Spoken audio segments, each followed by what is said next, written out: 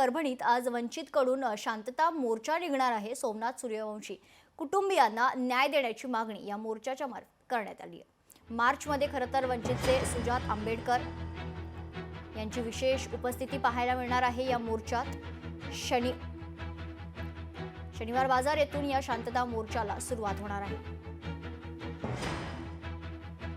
सूर्यवंशी कुटुंबियांना आजच्या खरं तर मोर्चाबाबत काय वाटतंय हे आपण जाणून घेतलेलं आहे। आमचे परभणीचे प्रतिनिधी तैयब पठाण त्यांनी खरं तर त्यांच्याशी बातचीत केली आहे, पाहूयात। सोमनाथ सूर्यवंशीला न्याय देण्यासाठी एक शांतता मार्चचं आयोजन करण्यात आलेलं आहे आणि या मार्चमध्ये वंचितचे सुजात आंबेडकर हे उपस्थित राहणार आहेत।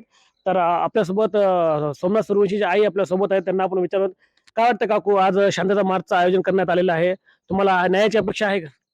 शांतता मार्च निघालेला आहे, आम्हाला न्याय मिळेल, न्याय मिळावा सोमनाथाला म्हणून ही मार्च निघालेला आहे शांततेनं। नाही, या मार्चमध्ये तुम्ही उपस्थित राहणार आहात का?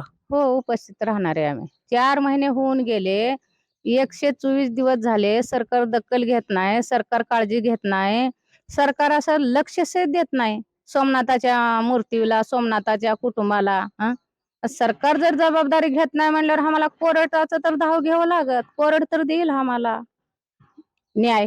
नाही, एकतर तुम्ही बघू शकता जे पोलीस होते ते निलंबित केले, तुम्ही समाधानी आहात का त्याच्याविषयी? नाही, निलंबितला समाधानी नाही मी। त्यांच्यावरती 302 चा गुन्हा दाखल करण्यात यावा, मनुस्वादाचा गुन्हा दाखल करण्यात यावा। जे पोलीस आरोपी आहेत सोमनाथाला मारलेले तेवढ्यांना सर्वांना हे मनुस्वादाचा गुन्हा त्यांच्यावर लावण्यात यावा।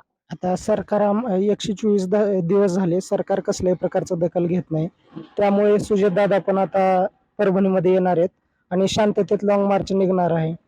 आम्हाला न्यायाची अपेक्षा आहे, सरकार आम्हाला न्याय देत नाही आणि आम्हाला प्रकाश आंबेडकर साहेब देखील सुरुवातीपासून शेवटपर्यंत आमच्यासाठी लढत आहेत। सरकार दखल घेतलं पाहिजे आणि लवकरात लवकर न्याय दिला पाहिजे। मोर्चामध्ये सोमनाथ सूर्यवंशी कुटुंब उपस्थित राहणार आहेत। न्यायालय लढाई सोबतच रस्त्यावरही लढाई करण्यासाठी सुजात आंबेडकर आज या मार्चमध्ये उपस्थित राहणार आहेत।